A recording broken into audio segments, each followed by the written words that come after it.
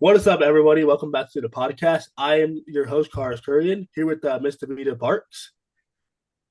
Hello, how are you? Yeah, so doing good. Today we are going to be doing another interview. So yeah, let's get started. So, Miss Davita, let's get started first. So let's start simple. For people who may be hearing your voice for the first time, who is Davita Parks, and what should people know about your background, your work, and your mission? Yeah, so I think at the core, at the root of like how I kind of evolved into the person I am today is certified personal trainer, group fitness instructor, and I'd say fitness entrepreneur.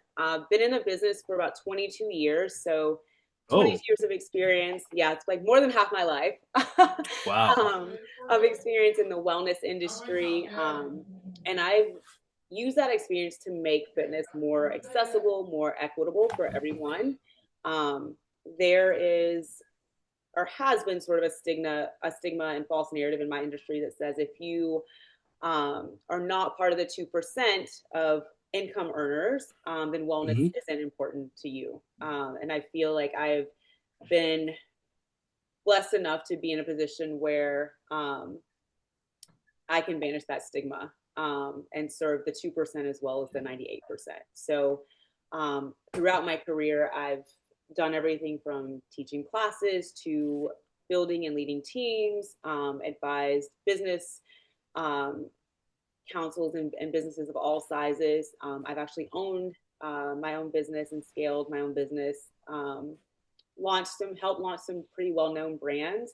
And I've had the opportunity to Oh, learn wow. from the best of the best. And I feel really grateful for that, like real time education outside of, college and grad school. And that education and experience has afforded me the ability to look at the business holistically and understand everything from studio operations and talent acquisition to brand development and marketing and really make those things come together to work for um, communities of all backgrounds. Ah, it's nice. So it's up, yeah. So it stood out to me.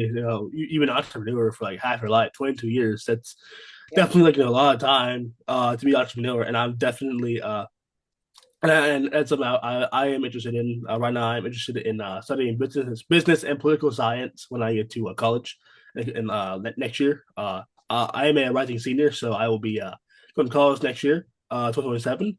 Yeah. So you mentioned talking about how you have like you're like all like you're like serving like a 2%, like over 98%. Would you like kind of like elaborate more on that a little bit? Yeah. So I remember um, sitting in a board meeting in a boardroom, and CEO of a company said, we were talking about like where to open the next location or the next gym and what the cost would be and of course everything depends on market, right? Depends on market saturation, Hmm. everything from household income, and I won't get into all the nitty gritty. Those are things that I nerd out about, but I won't bore your guests with those. But long story short, he made the comment that, oh well, you know if they can't invest, you know $200 in their wellness, then they're just not, it must just not be important to them. Mm. And I kind of sat back and I gasped a little bit, and I was really shocked that someone that I looked up to at the time as like a business leader and somebody and a thought leader in this business would say something like that when the very fabric and thread of our business model and mission statement was to serve our community. And if people who don't fit into that 2% are part of our community, why would we not actively work to serve them? And so from that point on, it clicked in my head, and I had no idea like what it would turn into, but it clicked in my head that like I don't want to just serve the 2%. Like I'm happy doing that and working with that group of people, but I don't want to just serve the 2%. I want to serve the other 98 who maybe can afford a $200 a month membership, but also really do care about their health and their wellness. They just don't have the tools and the resources um, to do it. And so that has always been my mission from day one. And how I've gone about that has changed and shifted, but it all comes back to how do we make this space something that is for everyone. Yeah, yeah, for sure. I think it's very, very important. As you get in business, because you want to be you would definitely want to be like a service like everybody. I think it's really, really important. Yeah, Absolutely. yeah. So you talk about a lot about service and serving everyone, and a lot of your work centers around growth, healing, and transformation. So like, where does that like passion like come from personally? So like, could it be like a defining experience or a season that you experience that like shaped the way you see leadership and like impact? Yeah. So when I think I was like 14, 15, somewhere in there, I actually experienced like a really huge setback in my health. And Mm, at the time, I was very involved in sports. Thankfully, my parents allowed me to kind of try out a little bit of everything to see where I landed. But um, ultimately, I ended up being hospitalized for a couple of weeks. I ended up mm, having to have a surgery to fix my lungs and fix my respiratory system. And um, everything that I knew as life as a 14-year-old or 15-year-old came to a halt. And I look back now and I'm thinking, gosh, those things were so silly, but in the moment, they were important to me and they were things that I was like heavily involved in. And I remember having um, a therapist that was working with me on the back end and how patient they were with me at 14 because I was probably not the best person to deal with at that time in my 14-year-old ways, but yeah, very patient, very understanding. And I remember him saying to me, do you want to get better or do you want to make excuses? yeah, And at 14, I was like, oh, wow. Like, what is it that I want? Do I want to sit here and continue to be a brat and make excuses or do I want to get better? Do I want to move forward? And that for me, I always kept that with me because it always kept me grounded um, as I continue mm, to like grow into my career and work with other people. Is that we have to meet people where they are, and sometimes it's not about where they are physically; it's about where they are mentally. Physically, at that time, could I have done the thing that he was asking me to do? Yes. Mentally, did I want to? No, because it didn't look like what I was used to, and it wasn't my norm. And so I had yeah, to get used to a new normal and a new way of moving and thinking and acting and understand that the things that I was doing before, the activities that I was doing before, I may not be able to do them again, but I can do something different and that's going to look different. It's going to feel different and it's going to cause me to think different. yeah. So I like what you said about do you want to get better or do you want to keep making excuses? I think it's really, really important, especially because like people my generation today, like I think a lot of people they can make a complaint about something, but like they don't want to actually like do stuff. Yeah, so we'll definitely come out to that. So I think so you just also talked about how like like you were a teenager when it happened. That's obviously that's probably a hard time for everyone. Yeah, Yeah. that's definitely not the most easy time for me. I'll tell you that. Yeah, but yeah. So going off of that, talked a lot about how you're like you're you talked a lot about like about what you do and like your work around growth, healing information, all that. So what does your day to day life actually look like right now? So podcasting, I know you have your own podcast, a shift podcast, Mhm. uh, leadership work, advocacy, wellness, entrepreneurship, family life, etc. Like, what does your day to day life actually look like for you? Oh, wow. So I don't think there's no such thing as a normal day, so to speak, in my in my work and my life right now.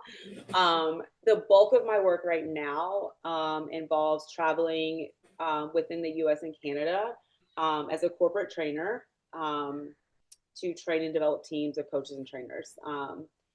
Outside of that, I did launch a new business in the fall of last year called Wellco Hmm. DFW, so DFW for Dallas Fort Worth, with the intent of continuing on the mission of just making wellness and wellness spaces more accessible and more equitable for everyone and really anyone that wants to be involved.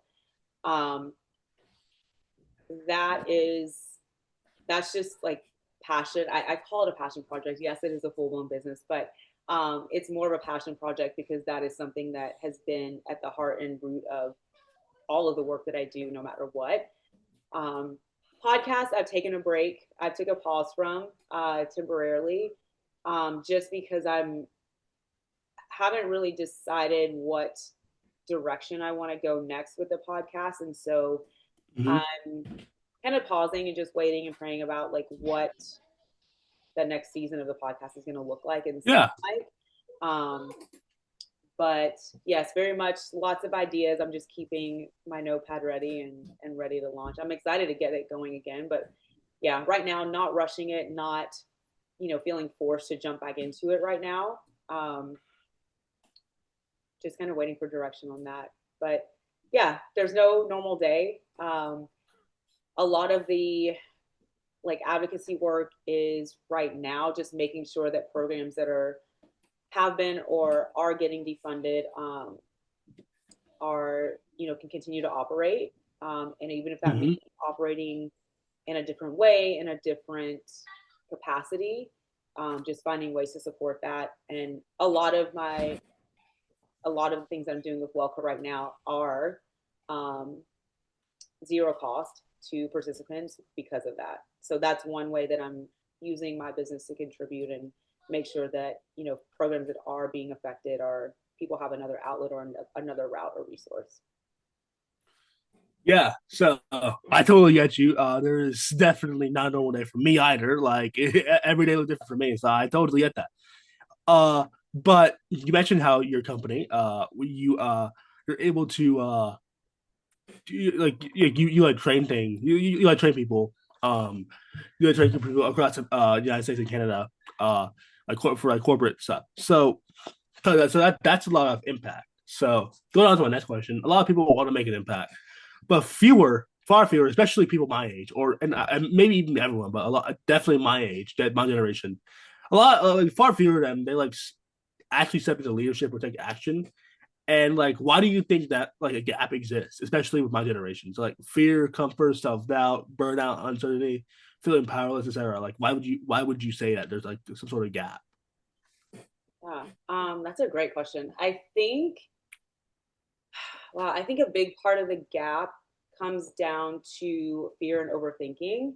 Oh A yeah, for lot of sure. people, I truly believe a lot of people care deeply and have great ideas, um, but they wait on the perfect timing or they wait on the moment when they have more confidence or permission from somebody else before they start. And the reality is the people who create impact usually begin before they feel fully ready. And that's me as well, right? I was that person. Like I was never ready for the things that I stepped into.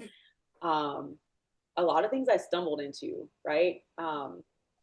But I think another factor is leadership is often misunderstood, right? People think leadership means you have to be the one with all the answers or be the loudest person in the room when really it's about responsibility and staying consistent and being willing to serve others, right? Like Yeah, before you can lead, you have to first, follow, right? And yeah, for sure. honestly, creating change is difficult. It requires that leadership. It requires, a different type of patience and resilience and showing up even when there's no immediate reward or reward at all, right? We are very Yeah. much a reward based society right now, and leadership doesn't often get rewarded or even acknowledged, right? And so I think the Hmm. most meaningful impact happens through like small actions that are repeated over time and not just in one big moment. Hmm. Yeah, I definitely agree. People overthink a lot when trying to make the first step. Like for me, like I'm I lead I have my nonprofit Civic, and there's a lot of things I want to do, but I tend to overthink things, and I kind of like I kind of like psych myself out, right? Like because like I have always good ideas, and like I'm like, oh wait, this is so much, but like really when I actually do it, it's not that bad. Yeah, we get into a place of analysis paralysis where we overthink to the point where it paralyzes us and we can't move forward. Yeah, exactly. When in the reality is just take one small step. that one step can lead to the next step, and then the next step, and the next step. And before you know it, you're actually doing the thing that you were overthinking, you know, a while back. Um, or if you're like me and you're type A, like you want everything to be like perfectly lined up before you start, and that's never how life or work works. Oh, for sure. Yeah, yeah. I definitely agree. You gotta like honestly, it's all about taking the first step. Like once you take the first step, I think it's really easier to like do stuff when after you've taken the first step. Oh, for sure. I mean, if Yeah, you, it's either you take the first step or you stand still. for sure. Yeah. So going off of that, I think I think we probably have already answered the question. I think a lot of people going who are like want to make impact, but like you know can because of their overtaking and like fearful. Like what would you say that like they should like do like for people who like can't who just don't know what to do like they have all these things. Um, I think I'll say it this way. I think the people who create real change, they share a few common and consistent traits, right? Regardless of whatever industry they work in, or what their background is. I think first, they have a bias towards action, right? Like they don't wait until they feel fully qualified or fully funded or fully confident. They start small, they test their ideas, and they learn as they go.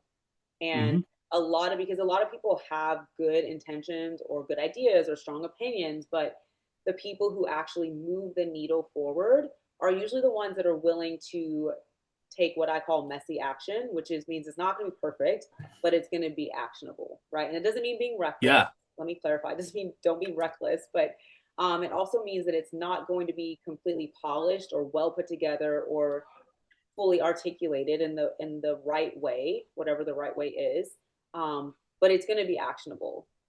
I Hmm. think the second thing is they're deeply connected to a purpose that is bigger than themselves, right? So I think about some of the most effective like founders, creators, community leaders that I've met, maybe that I've interviewed for my show, or are motivated by um, or they're not motivated by status or money. Like those aren't the things that move them or that drive them.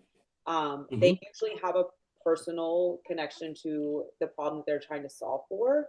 And that's what gives them the fortitude and the resilience to keep going when things get difficult, right? And Ah. because they will, things will get difficult. Um, I think the third common trait or third commonality is, and it's something very simple, is they establish a pattern of consistency, right? It's like Yeah. being consistently excellent at what they do, not just one time, not just when people are watching, but um, they they rarely rely on or attribute their success to a singular moment or breakthrough moment that happened. It's they're successful because they've built and established trust over time, right? Hmm. And it was through simple, like very disciplined action. So maybe it's always cleaning your workplace, or always like doing this thing on like this time, Yeah. like whatever that thing is, like whether it's publishing content consistently or mentoring people or building products, organizing communities, like whatever that thing is, they Hmm. continue to do the work and show up long after the excitement or the buzz or the hype has worn off. And I think Yeah. those are things that are patterns that I've noticed in like my mentors, business leaders that I look up to and that I've worked with.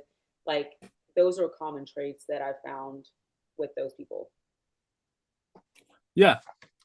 I think it's I think it's really I believe it's really important to take the first step. I really like what you said about messy action. Like it may not be perfect, but you just gotta it's like something something is better than like nothing. So yeah, Yeah. yeah. Yeah. So I know. So you've interviewed like a lot of people and worked with many different people through your platform. So what patterns have you noticed? And I think you've touched on this a little bit. So maybe touch on more. What patterns have you noticed people who like actually create change in their communities or careers? Yeah, like I said, it's consistency, right? They Yeah. do the thing and they do it repeatedly and they do it well. Um, I think it comes down like when I think about the term professionalism, it's like, do they show up on time? Are they prepared? Do they Hmm. communicate with their teams? Do they communicate with the people that they work alongside? And more importantly, do they do it consistently? Right? It's operating in that Yeah. space of consistent excellence, and that's what moves the needle, and that's what drives success. Yeah. Yeah, for sure. I think consistency is definitely really important for success because like that because if you're not consistent, it's not going to go well. Yeah. So you talked about all your upbringing and how you've gotten to where you are. Uh, so I want to ask, have there been moments in your own journey where you have where fears or uncertainty almost stopped you from moving forward, and what helped you push through those moments? So it could be like a vulnerable or defining moment, and like whatever helps you push through it. It could be a mindset, faith, discipline, mentorship, purpose, community, etc. Um, yeah, to go back to the first part of your question, I've always been a little bit scared. I don't know if there was anything that I did where I wasn't like, my heart wasn't palpitating, or I wasn't like kind of freaking out a little bit on the inside. um, I always use this duck and water mentality where it's like smooth sailing on top, and underneath it's like your feet are like going frantically to keep you afloat. Oh yeah, No, it's never. I don't think there's ever been anything that I've done where I haven't either second guessed what I was doing. I mean, even with Wellco, like I was just like, I think in with that one, I was so just like bull in a china shop with that one that I didn't even give myself time to like second guess or overthink it. I just did it. Um, but yeah, I think the biggest thing, definitely discipline. I don't. There isn't anything that I've done that didn't require discipline, and didn't require like faith. And I think faith is another huge one for me. It's not something I shy away from when I talk to people. Um, I think even just the position that I'm in, like I didn't go to school for fitness. I don't have a degree or um, in exercise science or exercise physiology. Did I study those things? Yes, but I did it post grad school. I actually went to school for marketing and communications. So hence the podcast, that makes sense. But like the rest of my journey and career, if you look at where I started and where I'm now, like none of it connects. But I think, as my stepfather used to say, he was a pastor, he used to say, God doesn't call the qualified, he qualifies those that he calls. hmm And I do feel like I'm in a very unique and very like honored position to be in the place where I can bring those two things together to serve other people. And that's what has always been at the forefront of my work and my life, is just serving other people. I came from a family that um, always was involved in community, in church, in philanthropic, endeavors. And so serving has always been just what we do and a part of who I am. And I found my own ways to serve outside of that as I've gotten older, and as I've like obviously moved out of my parents' house. And um, but yeah, I think faith and discipline are the two key things for me that have driven success for me.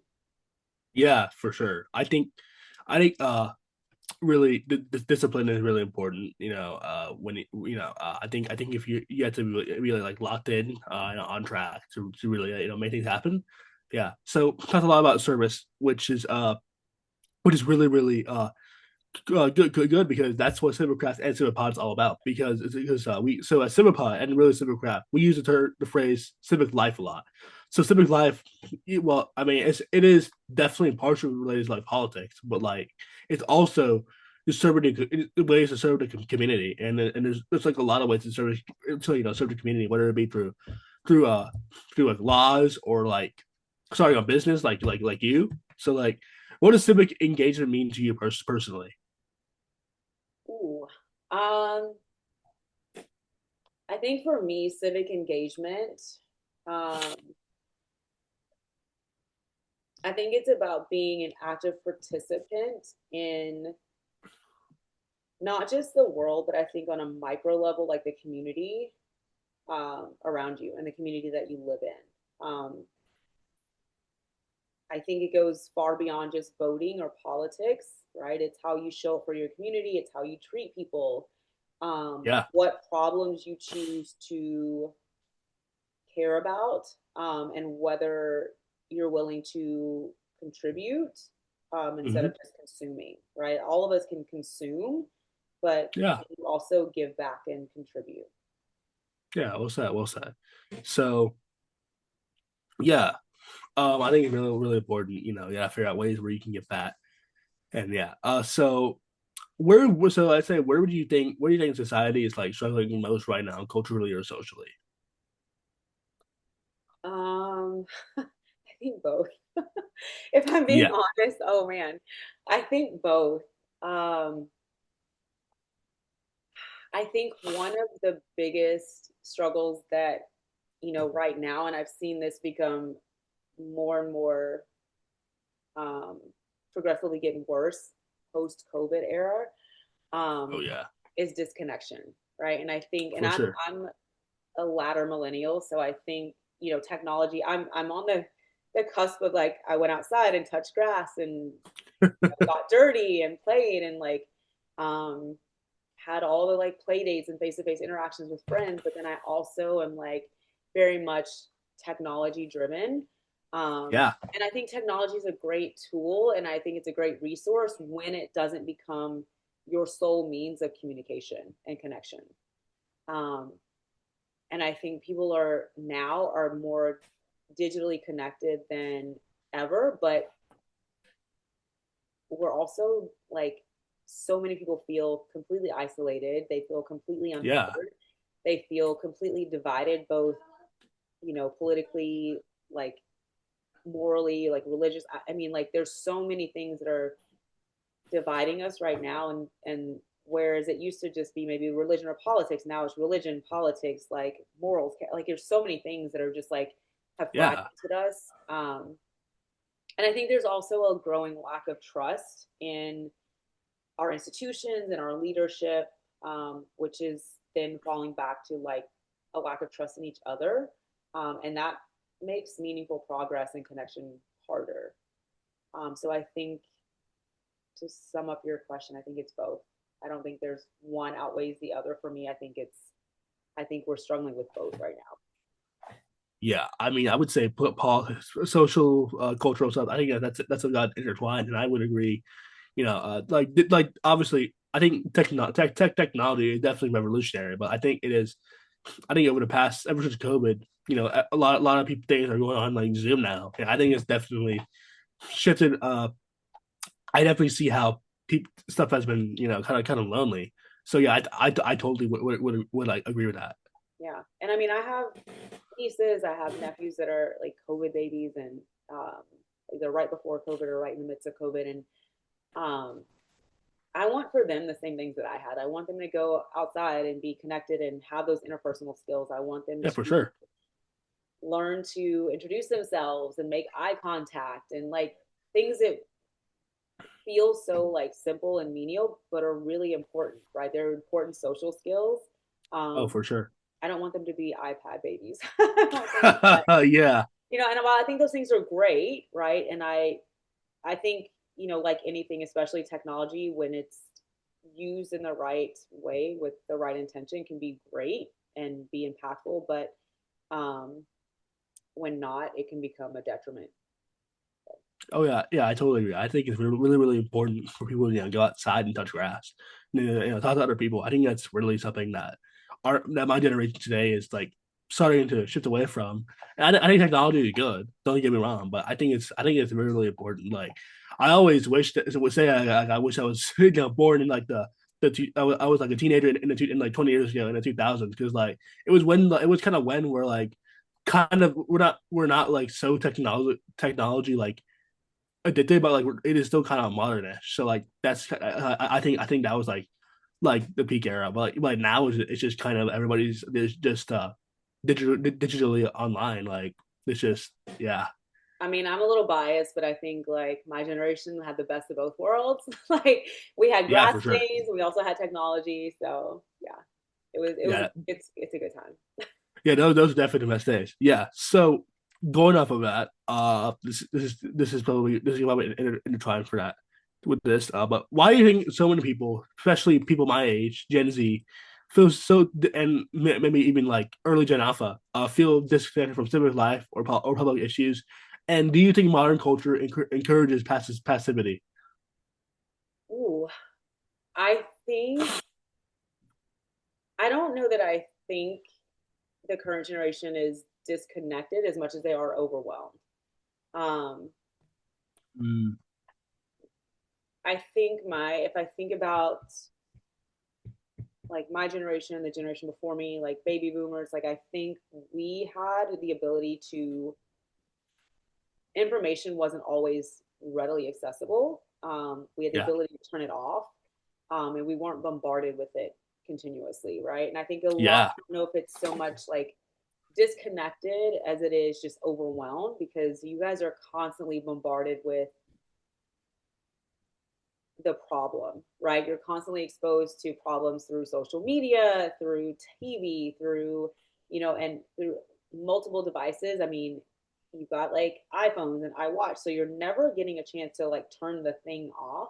Um, oh yeah, so it makes it really hard to feel empowered when you're constantly, it's like drinking from a fire hose, right? It's hard to like take a breath when it's constantly coming at you.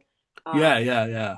and I can understand why it can how it can feel very how people don't really feel empowered to make a difference or take decisions when it feels like that water hose analogy. The bigger problem, when you always see outrage or division or negativity, like it just creates this feeling that it doesn't really matter because this is just the way things are. And in reality, it's Yeah, that's only one perspective, and it ends up being like a very small like percentage of the population that thinks or feels or behaves that way, but because we see it on a loop constantly. Um, the news cycle. I worked in television and radio for a short while. mm, And the news cycle is 24/7, right? So if that's oh yeah. all you're seeing and that's all you're exposed to, then it's easy to think that that's how everyone believes, when in reality, it's maybe like 1% of the population. Yeah, I definitely agree. Like there's a lot going on. Just like just not knowing where to start. It's a big issue.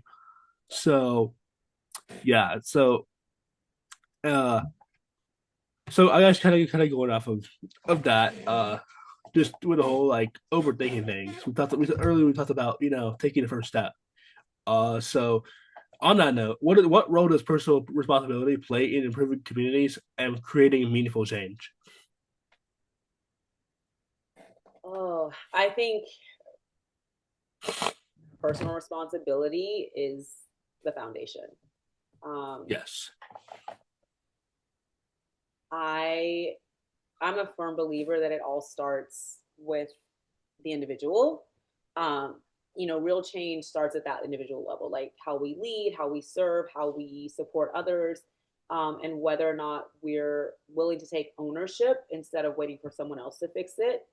Um, I often in my work, like I travel and I tell groups that I train all the time, leadership isn't about superiority. It's not about the title. It's about who's willing to step up and take ownership when things go off the rails. Like when we see things go off the Hmm. rails, are you the person that comes to the table with ideas and solutions, or are you the person that comes to the table just to complain and add fuel to the fire? Right. Um, Yeah. and I think strong communities are built by people who consistently choose to contribute with or without a title in front of their name, right? Yeah. Versus people who show up that are just like, doomsday, right? Um, and I encourage people because I think sometimes we get hung up on the fact that, oh, well, I don't have the title of whatever, so it's not my responsibility. When in actuality, it is your responsibility, right? Like if this Yeah. is your workplace, if this is your center, your church, your community, like it is your responsibility, right? To make it Yeah. better, um, rather than just relying on someone else to make it better. Because at that point, you get into the habit of just making excuses and pushing the responsibility off on someone else when in reality, like you have ownership and stake in this too. Yeah, yeah, for sure. I think it's really, really important that yeah, you have your personal responsibility. You actually like do things to like actually like make change because like change doesn't happen out of nowhere. You actually have to like put in a work for it. You got to work So for I it. think that's, yeah, I agree. So kind of going off of that, uh, just I think a lot of people like me, there are definitely a lot of people my age. Maybe not the majority of people my age, but definitely a good amount of people my age who I guess want to make change, but like don't know like where to start. So like if you could sit down with a teenager who feels overwhelmed, unmotivated, or unsure of their purpose, what would you tell them? Oh, I feel like I'm going to speak to my younger self. Um, I, yeah, I'm going to speak to my younger self. I would tell them, I would tell them they don't have to have everything figured out. You don't Yeah. have to have it all figured out to start, right? Purpose usually becomes clearer, um, as you begin to take action. Um, and there's nothing in my career that I've done where I had everything completely figured out and in place and in line before I began. And this is coming from someone who is very much a type A personality. Like, I like to have all my boxes checked. I like to have a backup plan for the backup plan. Mm. But, our lives and our work doesn't work like that. And my Oh, definitely biggest not. advice is just to focus on the small actionable steps, stay curious, right? Um, and stay hungry, right? Like Oh yeah. I've been in fitness in this business for, like I said, 22, more than half my life, 22 years. And I'm still learning. I still call myself a work in progress because I'm still learning. I'm still growing. I'm still Oh, for surrounding sure. myself with people who are more educated than me, who know more than me, um, who have a strength that I don't possess, right? Um, and I think the best advice is like stay curious and give your most important. And I think this is the thing that I would, if I could go back and do it all over again, I would give myself permission to make mistakes as I grow. Um, Yeah. because most of what I discovered, I did so by trying new things, failing multiple times, and then just continuing to move forward. And there were times like throughout my career and my work where I failed and I beat myself up about it, and I Oh. was far less gracious with myself than other people were. Um, and so I think just giving yourself permission to make mistakes and stumble along the way is super important. Yeah, for sure. I like you're not gonna have it all together, and I like what you said about being a work in progress. I think it's really important because like we're not gonna be nobody's perfect. So like it's like you just gotta like keep learning and that's how you get there. Yeah, one step at I think about like clients that I've trained, and I always tell them 1% better every day, just 1%. Yeah. And 1% doesn't feel like a lot. It feels like, oh, that's nothing. But 1% over the course of a year, 365%. Like if I said, I'm going to give you 365% of $1 billion, you're not going to be like, oh, that's nothing. Right? Like I think we'd all take that and Oh like yeah. run to the bank. Right? Oh Um, yeah, for sure. so yeah, I mean, 1% every day. Yeah, definitely.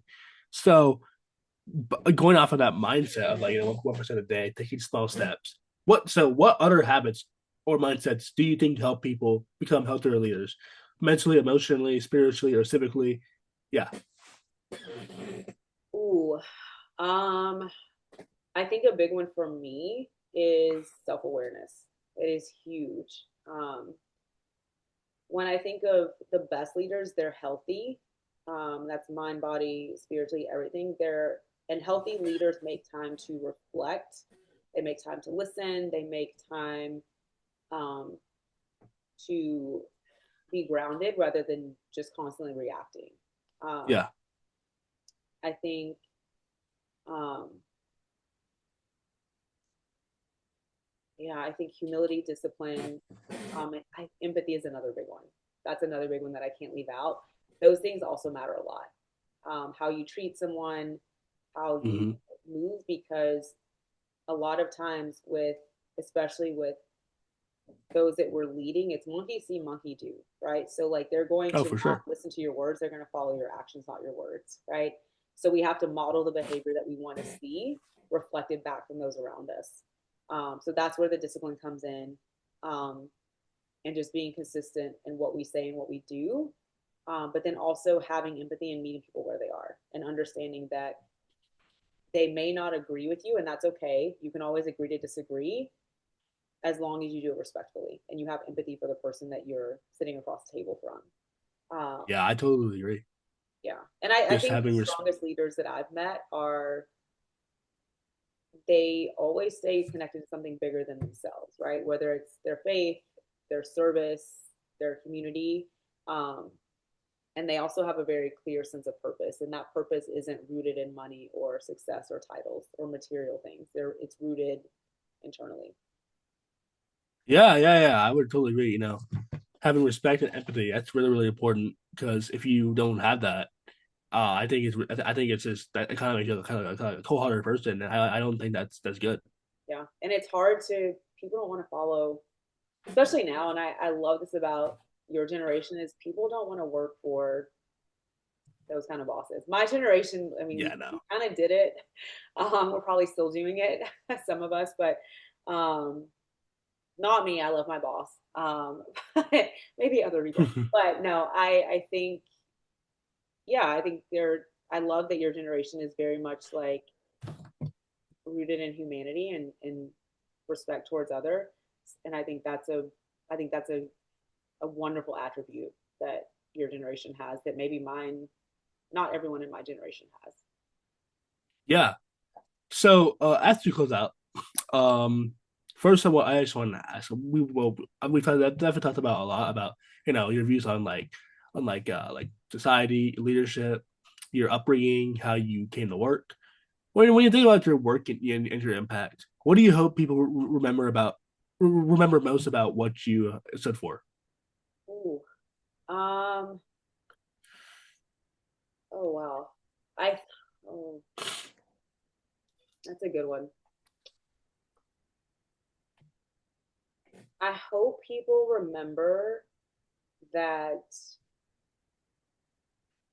whether I was successful or whether I failed at it, that I genuinely tried to open doors and create opportunities that empowered other people, Yeah, um, and encourage other people to think a little more broadly, um, about the impact that they can have in their workplace and their community. I think above and beyond that, more than anything, I want my work to stand for serving. And the thing that I want to be remembered for the most is just serving those around me. Like I've never wanted my work to be just about me. yeah, yeah, for sure. I think it's very, very meaningful that people, you know, to be kind of like not not self-serving. Like I think it's really, really important to be like to serve others because other people, like because I'm sure everybody's gonna like a lot of people are gonna want help people to help them, so they should put out put the work and just help other people themselves. Yeah. I mean, I think we're all called to serve those Yeah, around us.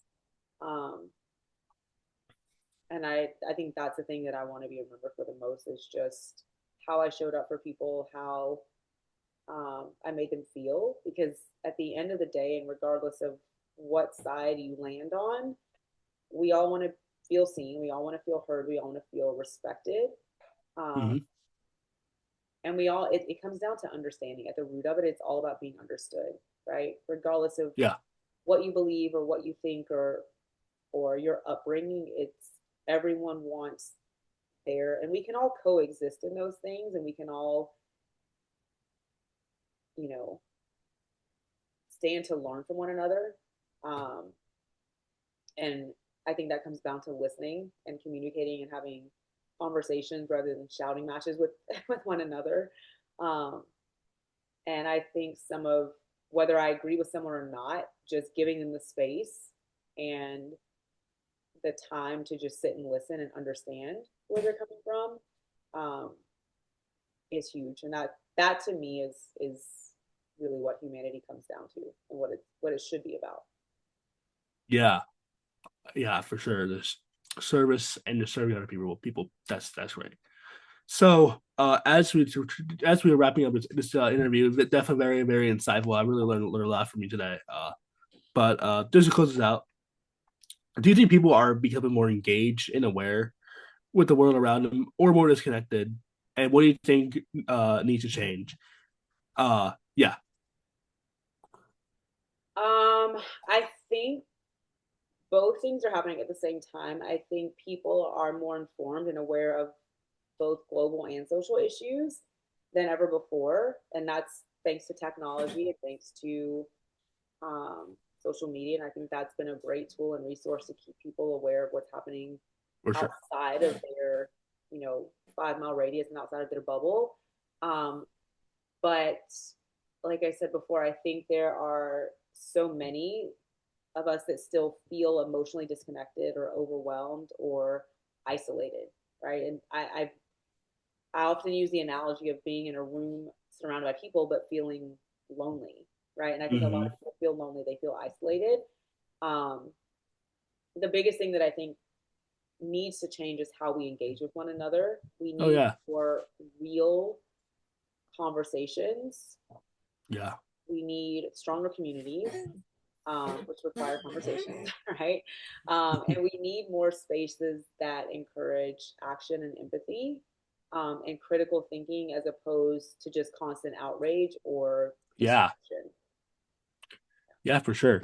We don't need the So, clickbait. yeah, We don't need the clickbait. We don't need the out. We just don't need that. We just need more spaces for people to express that anger in a healthy way and communicate yeah, that anger in a healthy way, so that we get to a place of understanding as opposed to just outrage. yeah. So, uh, final question. You talked a lot about being able to like have people, especially anger healthy was. I think it's really good. So my final question is, how would you encourage young people to get involved in civic engagement, and how can they help improve their communities? Um, I think I would encourage young people to start local and start small. Like, don't feel like Yeah. you have to take on everything at once. Um, there's an analogy that my grandfather used to use, and he's like, "How do you eat an elephant?" I'm like, "I have no idea." And he's like, "One bite at a time, right?" An Oh elephant yeah. is enormous, right? You can't take on the whole thing at once. Um, but I think just starting local and starting small, because civic engagement doesn't have to begin with politics, right? It doesn't have Oh, definitely to not.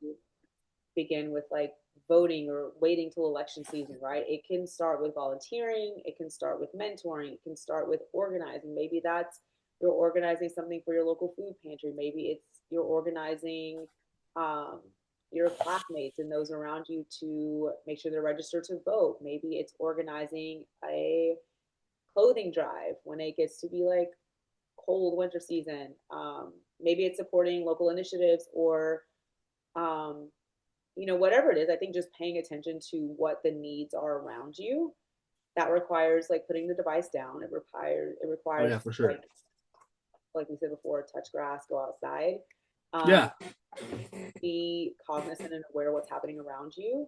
Um, because real change usually it stems, I won't say usually, it stems from like that consistent action within your own community first. If you think about some of, you know, the most revolutionary leaders that we had in our time, whether it be, I think for your generation, maybe Obama would probably be the first one um, example that I would have.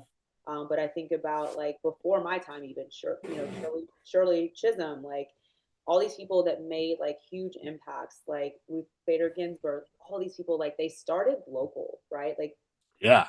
Obama started as a senator, right? He started as a community activist and then became a senator and became, so he worked his way up. He started small and he just noticed things that were happening in his community.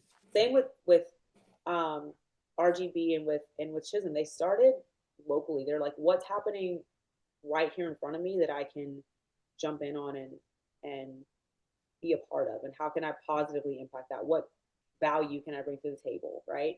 Um, and that led them up to bigger things. And so I think just starting there, starting with local, starting small,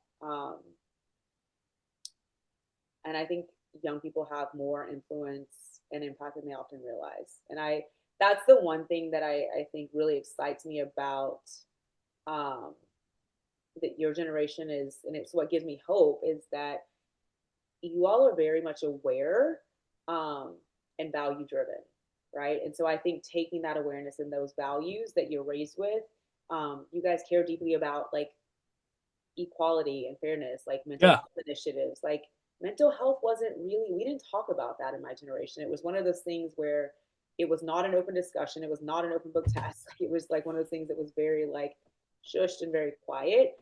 Um, but I think like I love that you guys are talking about those things openly and it's not taboo. It's not quiet. It's not a secret.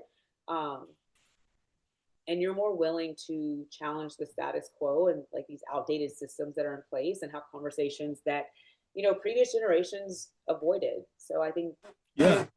yeah, that excites me about, this next generation coming up. Yeah, so I definitely do think our my generation is definitely vocal about things that other people haven't been vocal about. So like mental health, I think that's definitely. I'm glad we're bringing back mental health into like the the public space. I think it's definitely very very important. And I like how you talk about taking it off one bite at a time, which is actually really funny because a part of Civic, we actually have two apps right now. One of the apps is called Bite Size Elephant, which is like taking a bite at a time for productivity. So Yeah. yeah, we so like definitely agree. Yeah, you gotta take one bite at a time. I think that's really really great. So yeah, well, thank you so much for being on here, Miss Davita. I really appreciate it. I learned a lot about just leadership as someone who's an inspiring entrepreneur and want to be in the civics world, politics world, maybe. So looking into my future, but somewhere in that world. But yeah, thank you so much. You definitely really inspired me by talking to you, and yeah, Oh, well, thank you so much for having me. And I just want to say, like, I think you're doing a great job with the podcast. I think the conversations that you're having are important. So keep doing that. Keep having those conversations. Um, you never know who's listening, right? And you never know who yeah, you're inspiring. And it's a ripple effect. It's that 6 degrees of separation. Like someone's listening to you, they're learning from you. They're gonna take action because of what you're doing. So continue doing that. Continue having those conversations. Like I think you're doing a phenomenal job. So keep that up. thank you. Well said. Yeah, well, thank you so much, guys, for watching our podcast. Make sure to tune in and to follow our channel and our movement, and I will see you on the next episode. Bye.